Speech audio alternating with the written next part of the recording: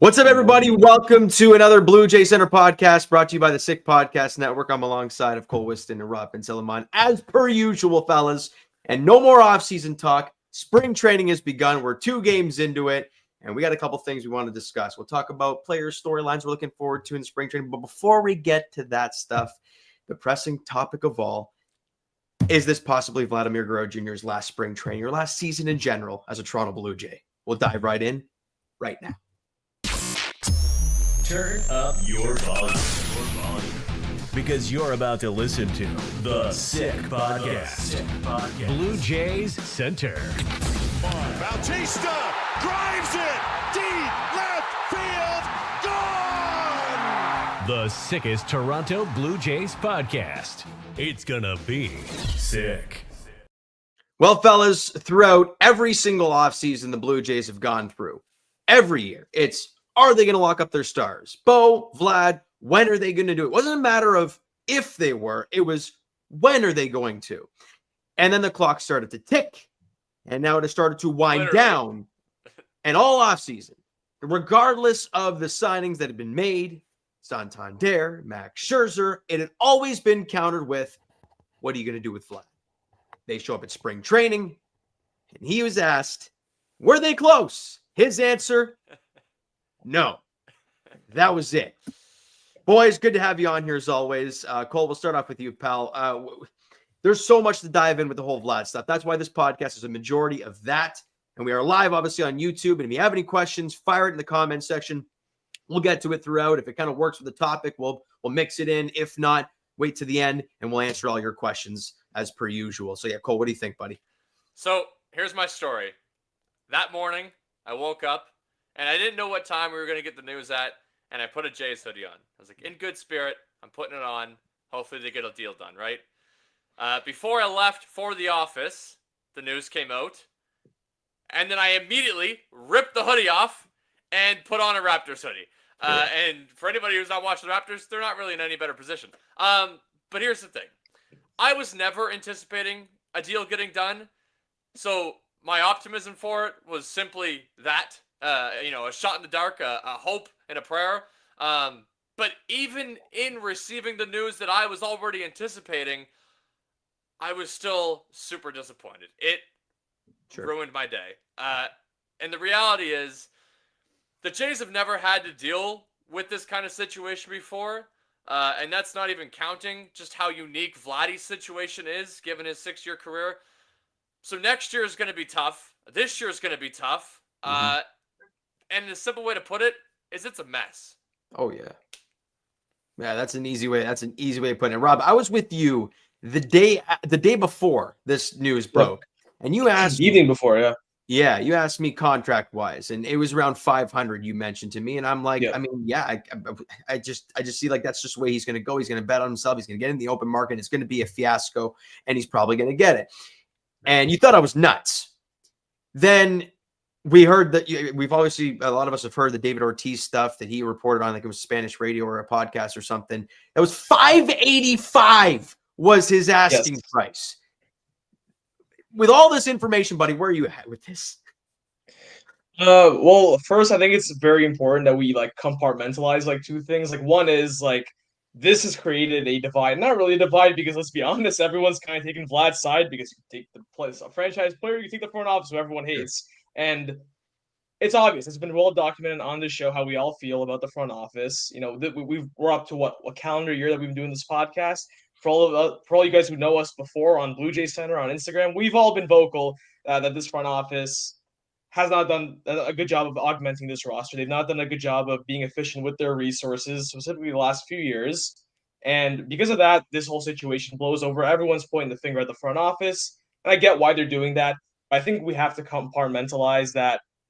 All of the news we've heard, Jeff Passan, really plugged in, went on Blair and Barker a few days later, said that the Blue Jays offer for Vlad was huge, and Vlad turned down a lot of money. So based on all the information we had, without knowing the actual specifics to the dollar, it appears as though the Jays made a fair offer to all those involved who know the economics of the sport. And as much as we all love Vlad, $585 is ridiculous. I mean, again, the David Ortiz thing, the reason why that's held in high regard is because David Ortiz is, obviously he's a talking head on Fox, and people know him for obviously his great career with the Red Sox, but this is not a guy that generally throws out numbers. And being that he's close to Vlad, you can only assume that that number was not just pulled out of nowhere, that number was sort of indicative of probably what Vlad was asking.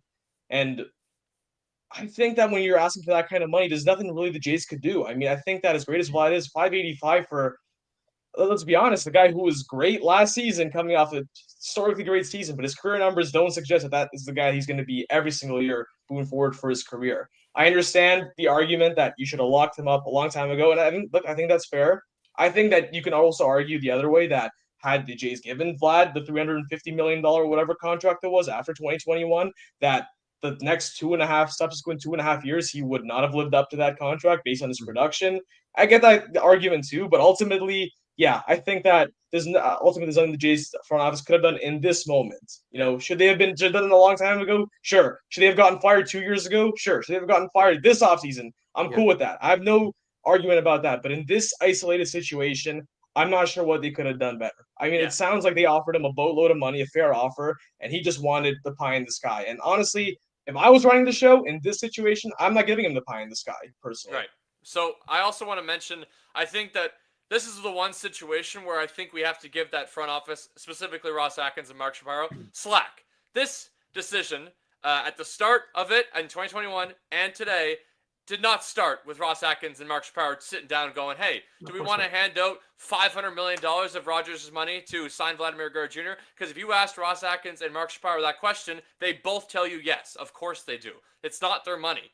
Mm-hmm. Rogers made this decision. There was a cap that Rogers was willing to pay for a guy like Vladdy. There's a cap that they had in 2021. Obviously, either it was Vladdy or the Rogers or whatever. That cap wasn't met. And today it was the same case. It's as simple as that. So this is one of the rare examples where a decision like that is not made by those two guys. So any slack that anybody, and I think most people do, because this is it's just one of those things that you don't understand completely about baseball and how it works. But in this scenario, it was not the front office's fault to why Vladimir Guerrero Jr. did not sign this offseason. And you also got to realize that this organization is in a very important point of their franchise. Like, this is the pivotal point where you not 2015-esque, where you're desperate and you kind of need to make something happen, but you're at the point now where this is the last year of your core. Hell yeah. And God forbid you lose these guys for nothing at the end of the season. You are in turmoil, and like you mentioned, Cole, this is not a Ross and Mark thing. No. And that's why you listen to the press conference, you listen when they talk to Mark and they talk to Ross after Vladdy said no. Ross's response was, well, what would you consider close? Yeah. And it's like, he didn't obviously be doing the Ross thing, just beating around the bush, going every which way around the actual question. That doesn't help his cause. No, he never does. does. Cause one bit. But you mentioned a great point, Cole.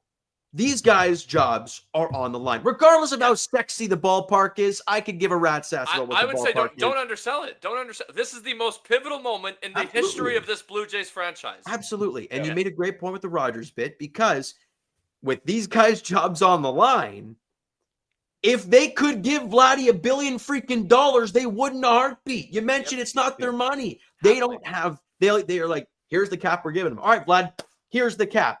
This is what we're giving you. This is the max we can give you. He says, no, we're like, well, we're screwed.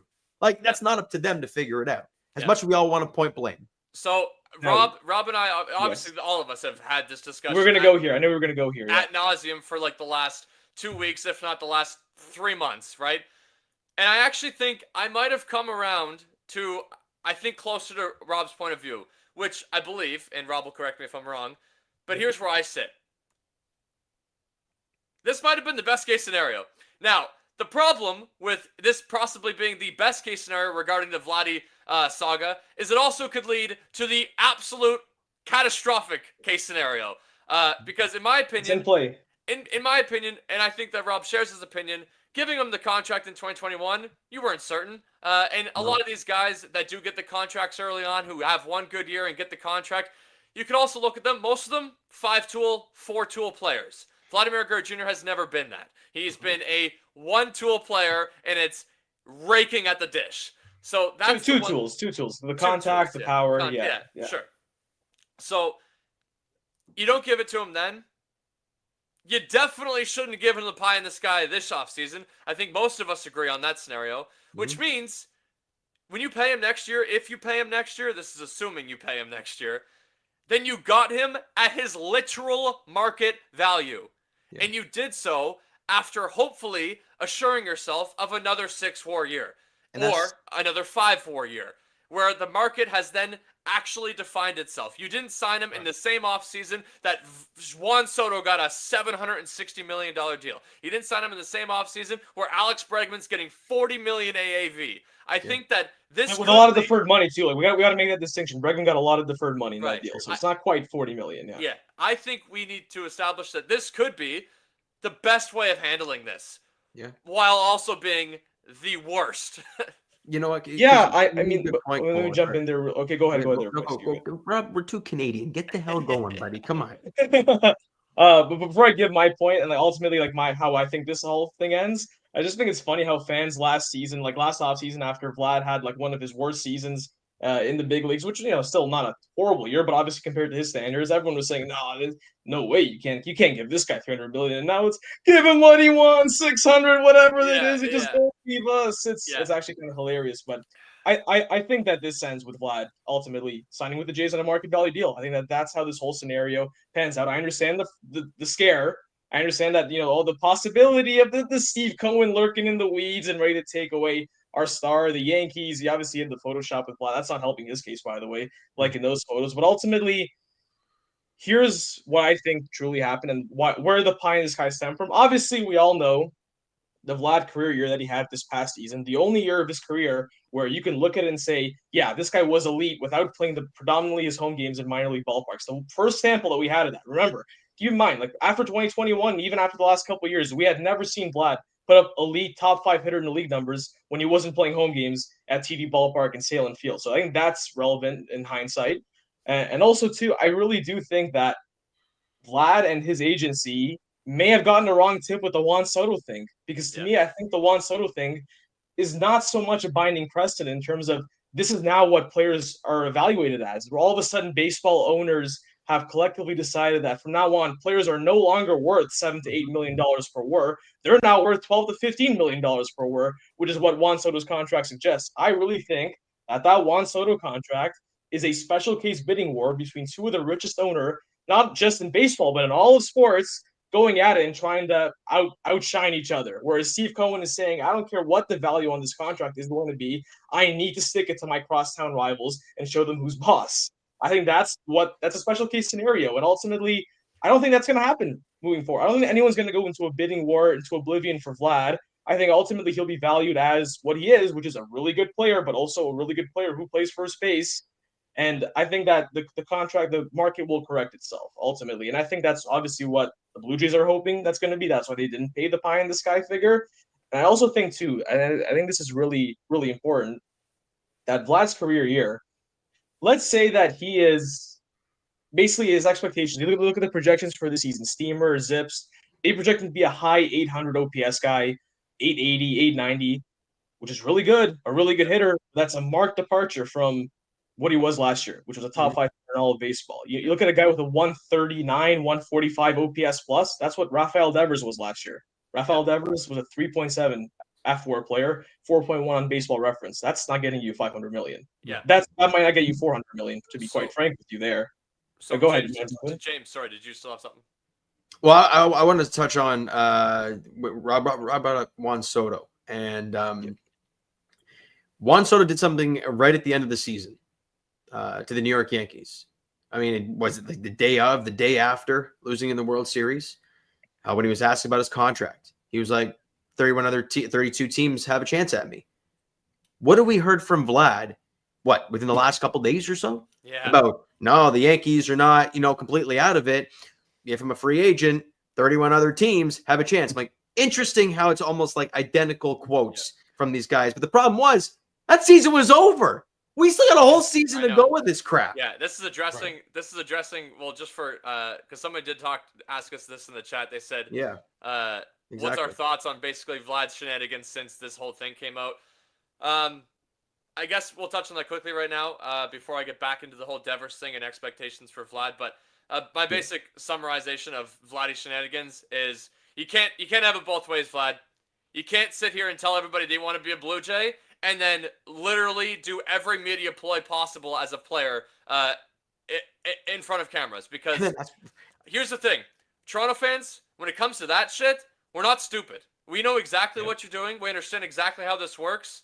You can't have it both ways. I will not give you credit for wanting to be a Blue Jay if A, you turn down $450 million or roughly that to be a Blue Jay, and then second, you're literally forcing the Blue Jays' hands in terms of you're going to make sure that if they don't give you that contract next year, that they're embarrassed by not doing so because you made it so clear in the offseason before going into a year where the team literally won less than 80 games last year. Like, this is the worst timing possible for Vlad and his shenanigans. So I want to say that as a Jays fan, I'm actually pissed off that he's doing this. Absolutely.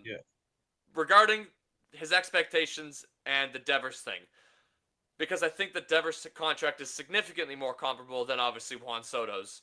Sure. If you take Vladdy's last 4 years, which is his only 4 full years in the big leagues, this is what he averages out to be. A 4.7 B-WAR, a 34 home run, 100 RBI, batting .290 with a 370 on-base percentage, a high 800 OPS like Rob said, and a 146 OPS plus. That is what you're expecting to get from Vlad. That's what Zips and Steamers has basically have him at this year. On top of that, Rafael Devers, when he signed his contract to avoid arbitration the year before free agency, so where we were this year with Vladimir Guerrero Jr., he signed for 11 years, $330 million, which works out to be 40 AAV. That's one thing that I think we can guarantee Vladdy's getting. 100%. I mean, this was before deferred money became a popularized thing, but guaranteed, if you took it at its face value, he's going to get 40 million AAV. There he is. Here's the other thing that I don't think people understand with the Devers thing. A guy that played third base. Maybe he's looked at as more valuable than Vladimir Guerrero Jr. Maybe Lefty, he's a better lefty. Maybe he's a better hitter. He's a lefty. Maybe he's never had a 6-4 year in his career. Vladdy's had 2. So let me get that straight right now. Vladdy is going to get more than Rafael Devers, not just because of inflation and the new contracts that have happened over the last couple of years, but also because he's better. Simple as that. Going into last year, you could have argued maybe Devers was better, but after last year, unless Vladdy tanks this year, Vladimir Guerrero Jr. is better and deserves a lot more money than Rafael Devers. Here's the other thing. Speaking about playing third base, I think we've, as Jays fans, kind of just thrown out the idea that Vladdy can be a serviceable third baseman. I'd like to switch the narrative again. Last year, 100 innings at third base. Guess what his DRS was? 0. Not good. 0. Oh, that's not bad. Not 0. bad. He was very serviceable in 100 innings last year. I think that the Jays could legitimately turn him back, especially given the fact that every year, especially the last 3 years, Vladdy has come in significantly better shape than the year previous. This year being the best shape of his life.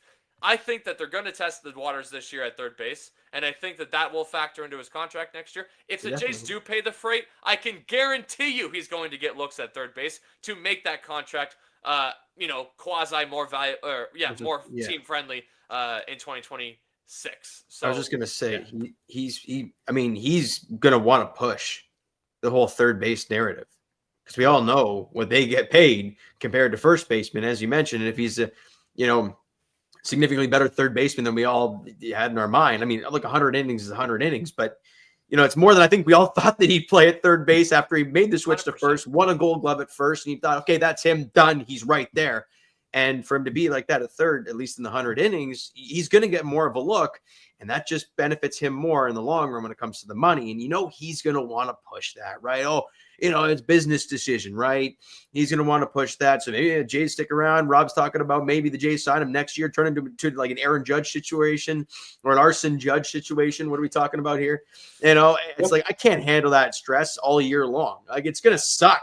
That's why I'm dreading watching this year. You're watching Bo and Vlad on a death march. If you're a good team, you kind of just can't trade them. If you're a terrible team, great. We've lost our players, and we're going to be miserable for 5 years. Yeah, here's the thing.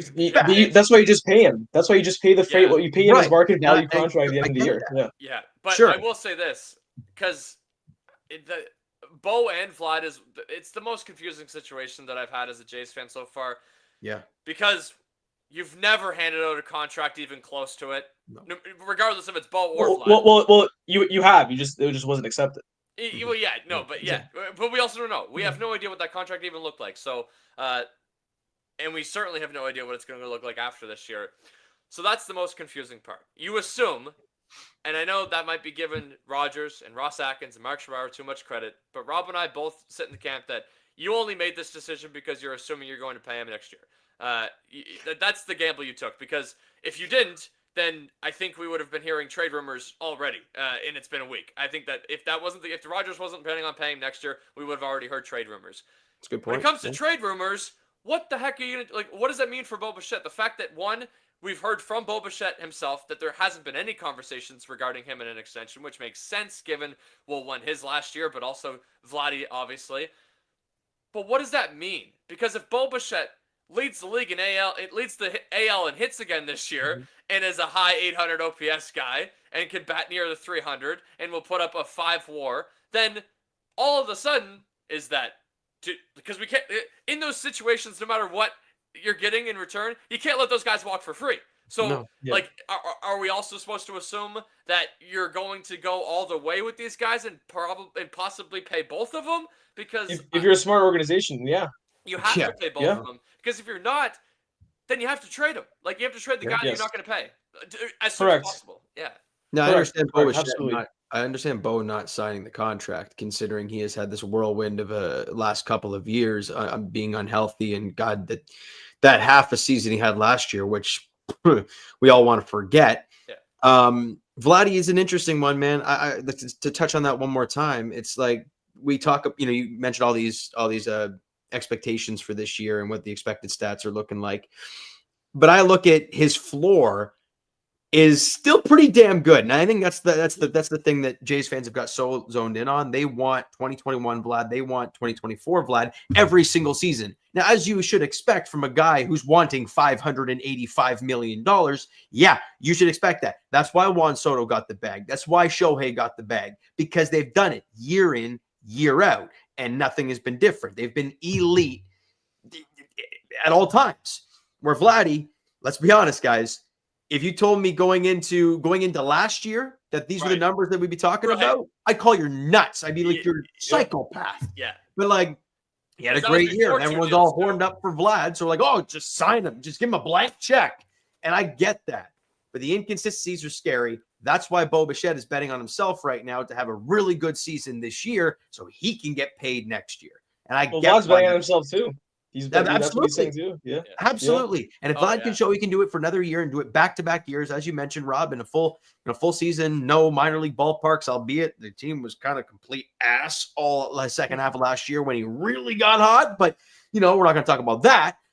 I don't know, boys. I'm at the point where Here's what I will say, and it goes back to my point earlier, and like why I'm so confident that the Jays ultimately get it done is because I'm not sure exactly how robust the market's going to be. I mean, look, Steve Cohen is the guy that everyone's scared of because that's the guy that no one can compete with if they really comes down to dollar for dollar. But Steve Cohen was on like the radio, or like I think he was asked by someone exactly about like future free agents, and he pretty much said that after this Juan Soto contract, they're gonna have to tone down the spending a bit. He actually straight up was asked about Vlad, and his response was, "I'll let my team handle it." Basically, what it means is that I'm not going to step in there and start throwing out dollars like they're fun coupons. I'm going to let my general manager out there make an actual evaluation. I'm not going to go out there and start entering a bidding war for the fun of it. You look at the other teams that are like running.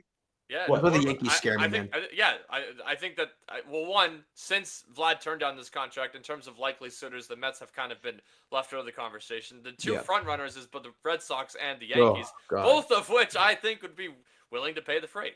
Sure, they would. Are you sure? Like here's the thing. Like this Red Sox group, like lately, they've not operated like a team that's willing to spend a lot of money. Like the Bregman contract is team friendly. If you're actually looking at it with the deferrals in the short term, like I don't look at that as like, wow, this is a sign that the Red Sox are really to go out there and spend all this money. Sure. And like ultimately, like even with the Yankees too, like you didn't pay Juan Soto $770, but you're willing to give Vlad $600 million. Like to me, like that just seems like a poor allocation of resources at that moment.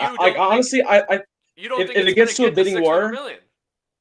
I don't think it will. That's my point, which is why I'm even more confident. So why wouldn't the Yankees be willing to pay $500 million or because I think if because if they're willing to pay that money, I think the Jays will be willing to up because they are more desperate. I think the Jays are more desperate to making a bad contract as long as it gets done than the Yankees. I don't think the Yankees are in this business to pay Vladimir Guerrero Jr. all the money in the world as have him as a over market value contract just because like they don't want to miss out on him. I think they will give a reasoned contract, whereas the Blue Jays, if it push came to shove, they will get desperate and ultimately they will decrease value if it means not losing him because of the public perception.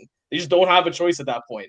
The Red Sox, honestly, I don't think that there's leverage for the Yankees and Red Sox. the Red I think Sox if push came to shove, I don't know why, but the Jays are going. Here's my thing. Because the Yankees were willing to pay an overvalued contract for Juan Soto. And Right. I think that if we were to, use the two as an example, the percentage at which Juan Soto's deal became an overpayment, I think the Yankees would be willing to then use that same percentage to overpay for Vladdy's contract to, one, stick it to a rival, but also maximize your current window. Because they won't have a first baseman that they can slot into their everyday lineup next year. Whereas I think it's very different. Whereas they do have a right fielder. And they won't need Kyle Tucker. I think it's very different. I think the Yankees' propensity to overpay for Juan Soto. Juan Soto's plainly better than Vlad, plain and simply. But ultimately, I think that it's a different story when you are losing the player that was on your current roster, losing him to your biggest rival, your crosstown rival, who has always been your little brother, rather than a guy who was on another team's on another team's roster, and then for that reason, I think it's a completely different scenario. I think if the push came to shove, the Jays would be more willing than the Yankees to give a bad contract. And ultimately, I think that's what's going to happen. I mean, someone's going to give Vlad an over market value deal, and I think the Jays are more likely to give that than anyone else because they're just more desperate than anyone else. They have the money. Then why haven't they done it? Right? Like that's the point. That's the point I'm trying to get is why haven't they done it then? If they were going to sign him to this over market value, why haven't they just done it already? Why are we waiting another season till 31 other teams can have a nab at him? And I can watch a team like the Boston Red Sox, who are a very interesting team. Because if I'm Vladdy and I just look at the team itself, that team is very enticing. Oh yeah, very enticing. Now the question of Devers at third base is kind of a really weird one for the Red Sox because all the talk's been, Devers, a horrible third baseman, move him to first base. Well, then what does that mean for Vlad, right? So is he going to play third? Bregman's not playing third. He might play second base. So it's kind of a weird situation there. But you mentioned, Rob, they haven't spent a lot of money recently. They probably have a lot ready to go. They dipped into that with Alex Bregman. And if you're Vlad, you also look at, he'll be a free agent at 26 years old. They have one of the best farm systems in baseball. Now, regardless how you feel about prospects and whatnot, that calls for waves of talent or assets to trade away to acquire talent, as we have seen through the years. So if you want to win as well, that's a team you go to.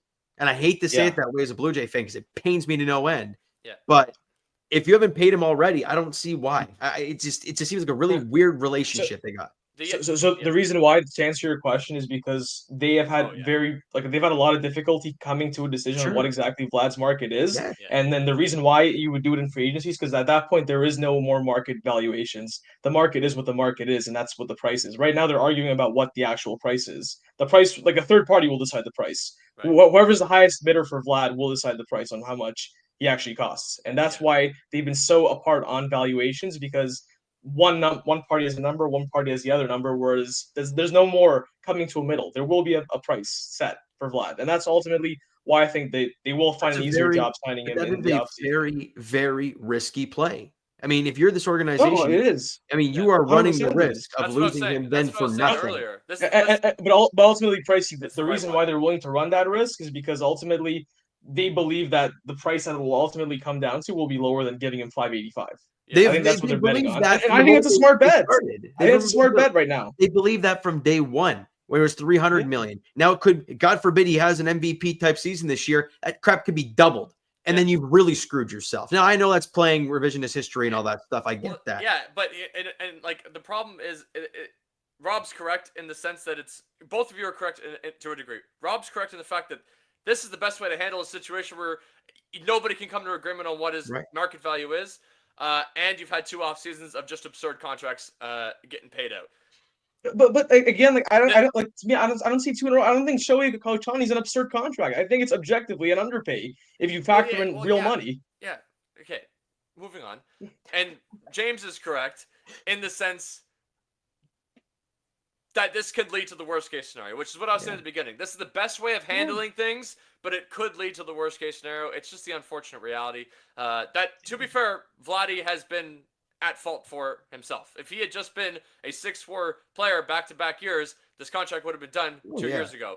But I think, Rob, you're quite optimistic being a division rival to the Yankees. I think when there's a massive opening on the Yankees roster, but also the Yankees window, and the Yankees payroll, since they haven't paid Juan Soto or Shohei Ohtani, I think that it's quite optimistic to assume that the Yankees just aren't going to do it just to do it because they can. So ultimately, I don't think that. I mean, look, I'll be honest. If George Steinbrenner was still running the show out there, I'd be worried. But like his son has been like factually more risk averse. He has been less willing to offer these massive contracts. That's why Aaron Judge actually made it to free agency period, because he wasn't willing to pay the ridiculous number he was asking before going into his walk here. And that's why ultimately he let. Could you imagine if George Steinbrenner was still the owner and he let the Mets take Juan Soto? Hey, he never would have let that happen. You imagine the Steinbrenner Cohen punch up that we'd see every year? Exactly. But the Yankees got outbid. We have to remember the Yankees got outbid. Aaron Judge didn't just sign the biggest contract and went to the Yankees. He signed because he wanted to stay with the Yankees. I think that Vlad's full of fucking shit, to be honest with you. I think he's full of shit. I think he's going to the highest bidder. And so ultimately, okay, here's the thing. I think the Jays will be the highest bidder. Ultimately, I think if Vlad leaves, it will be because he just no longer wants to be a Blue Jay. I think that the Jays have every motivation in the world and resources to bid. What's that? That's the case you move that? Yes. I'm not disagreeing with that, which is why you have to get a sense this year, an honest sense of whether or not this guy's being realistic. Does he actually want to be a Blue Jay? And look, Vlad shouldn't be taking a hometown discount. You know, if whatever Vlad's value is, it would be what his value is. You know what I mean? But like that doesn't mean that if you're willing to match at market value or pass any other offer, if he leaves, then he just never really wanted to be a J at that point. If you're offering him the most money, then you're good. Yeah, Rob froze there for a second there, so you get all caught up. I think we're back. I don't think we have much more to circle on this Vlad thing. If I'm being honest, I think that we've laid it out pretty well. And just to summarize those points, the Jays should have signed him a long time ago, and if they weren't going to sign him, then they should have traded him probably last year. And they didn't do either of those two things. They chose themselves. They wanted to compete this year. That's because they're running the payroll that they're running. But in running that payroll, you're only running it because you're still paying Vladimir Guerrero Jr. and Bo Bichette arbitration money. But whatever. You could have easily just hit reset on the build this year, traded both of them, traded all your contracts that teams were willing to take a chance on, and you could have just started a rebuild. Instead, you're doing this, which could lead to really good things, but also could lead to the worst move in your franchise history, which is what we said. Any contract Vlad's going to get is going to be an overpay. That's also has to be established. But it would have been an overpay had they signed him last week too. That's the thing. Yeah. And probably a grosser overpay than it would probably take, if we're being honest. Maybe. Enjoy the final year. They're both in contract years. Competing for a playoff spot this year is a good thing, which should segue us perfectly to one of the questions in the chat, which is, do the Jays need anything more to compete this year for a wildcard spot? Someone mentioned in the comment section. Focal. Yeah, he said that the Jays probably need one more bat, and I agree with him. He suggested JD Martinez, which is funny considering last year that was my go-to free agent over Justin Turner, which, by the way, I ended up being right on. But 100%. Ross Atkins said he's probably not going to sign anybody else this offseason, which means we're probably going to trade somebody. Which then segues us to the actual topic, which is spring training. I think that you might have your DH already on the roster. Yeah, I know. I'm with you. Just who cares? Like you have your last window for Bo and Vlad. Maybe Martinez hits 35 home runs this year. Yeah. And all of a sudden, a guy who hits 35 home runs, even if it is at the DH spot, is a 3.5, 4 WAR player. Maybe you have a new window. Without the two guys that are going to cost you $300+ million. Absolutely. I mean, when you can have I know we obviously Elvis dealt with that stuff last year, and we saw him come up, and you guys saw him down in AAA as well, and dude's got power. Like it's just, I mean, when you can go to the opposite field like that in your first game, like there is a tool there that needs to be used, and in a year where it's kind of all or nothing until a contract is done with either of those two guys, use them for God's sakes. Just use the guy, and if he's got that pop, regardless if he's going to strike out a bunch of times, if he can leave the yard, that's what we didn't see it all last season, guys. You bring in Santander, you have a Elvis who can leave the yard. I don't want to overdo it. Maybe 20, 25 times. That could be too much. I don't know, depending on how many times he plays. Right. But why not? Like, what are you losing in doing that? Nothing. Value. That's it. But you won't have any. There won't be any value to lose if you don't have Bo and Vlad on your team in 2026. Yeah. That's one thing. Your window and any actual just logistical way of looking at your roster is gone. Like Kyle Tucker, you could argue, but that's assuming you pay Kyle Tucker. So yeah, I think that. Give it a shot, because like here's the thing, his value also pretty low because he's coming off the PED suspension, obviously. So you're not going to gain a lot of value from him hitting another 35 jacks in AAA this year. It's just not going to happen. So you need a bat, and you might have one. Just use it. Yeah. Here's to answer the listener's question. By the way, thank you so much for the question. I do agree. I do think that they are a bat short, and like JD Martinez, like in theory, is an interesting name. However, I do feel like rather than going out and outsourcing another bat and giving a guy, once again, you have to go out and the typical free agent Toronto buzz. You got to give him the extra year. You got to give him an overpay on that 1 year deal. If it's going to be a 1 year, you got to guarantee him some playing time, like you did with Justin Turner. Guarantee him the cleanup spot for the first half of the year. I think you're probably better off more efficiently to just roll the dice on your 4A players. And your 4A players, like you mentioned, the Martinez's, the Addison Bargers, the Joey Loper-Fidos, Will Wagner also came up. Alan Roden, yes, is an interesting guy who will make his debut at some point this year. I think the best bet is that one of those guys is going to be an above league average hitter for you this season at some point during the year. Out of those 5 guys or 6 guys, who knows, maybe we'll get some like other like late camp guy coming in and making a name for himself as well, hopefully. I think that's probably a better bet than going out and having to give a veteran like above market value for 1 year. I do agree with you, though. Ultimately, your premise that, I do think they are a bat short. I'm optimistic that they can get that one bat internally, though. The JD Martinez one is interesting because we all know the numbers against him against lefties, and there go the Red Sox getting Garrett Crochet. So it's like, I just get him to mash Crochet. No. But Addison Barger, quick update on him. We obviously know that he left the game with a hand injury. X-rays were negative, so that's good signs. And he's day-to-day, according to John Schneider. So I guess that's a very positive sign for that moving forward. And obviously you mentioned Alan Roden. I mean, we had the chance to talk to him in Buffalo. Great guy, super cool guy. And he's just kind of just soared through the prospect rankings. Obviously, just tore apart Buffalo last season. And not a big deal, right? First game in spring training, hits two doubles? 2 doubles and had a diving catch in left field. I mean, I don't know. Give a guy a shot. Lefty bat, too, which Jays fans get all horned up for lefty bats because we all remember the righty everything lineup. Yeah. Except we got some lefties. And same thing. That corner outfield spot is not secured yet. So no, 100%. A guy like Alan Roden should 100% be considered for the opening day roster. Especially with Dalton Varsho not ready to go to start the season. Yeah, exactly. It's a big one. Yeah. Right. So that's very exciting stuff. Pitching wise, I mean, Jake Bloss is really the only one that jumps out and was not very good in his one spring training outing. Lost a lot of command, and that's about it, fellas. Not too much to talk about. It's been 2 freaking games. Right. We were supposed to play today and got rained out. Shout out Florida for that. Rob, you know all about that stuff, buddy. Too much damn rain down there. But they didn't play against Detroit today. When is Scherzer and Barrios supposed to piggyback? Isn't it? No. Those Barrios and Francis are supposed to piggyback. Is that tomorrow? No. Scherzer and Francis. Scherzer and Francis. Scherzer and Francis, yes. Scherzer and Francis. Yeah. Scherzer and Francis. You're right. Scherzer is expected to go on tomorrow against the Cardinals. So point blank, since Martinez is the hottest story in spring training, let's point blank right now on the game going into Game 3 of spring training. Whoa, hang on. I was gonna give my storyline, buddy. Like, let's not jump the gun there, pal. Go ahead. I am intrigued by Alejandro Kirk. So here's the thing. last year kind of went under the radar because let's be honest, unless you're covering the team for podcast reasons like we are, there wasn't a whole lot of reason to watch the Blue Jays past June of last year. But Alejandro Kirk was quietly really good at the end of last year. Quietly really good, I say, because again, like no one really noticed it. Had an OPS plus in the 120s, WRC plus in the 120s, and his first spring game, he had 2 balls. I think one of them was 109 point something off the bat. The other one was 110 off the bat.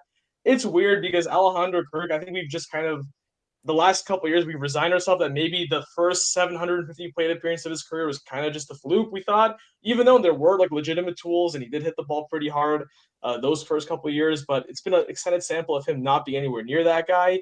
His career is really weird. 1,500 career plate appearances, the first 750, like a OPS plus in the 120s, the high 120s, which is like, this is incredible. Well, arguably the best hitting catcher in all of baseball.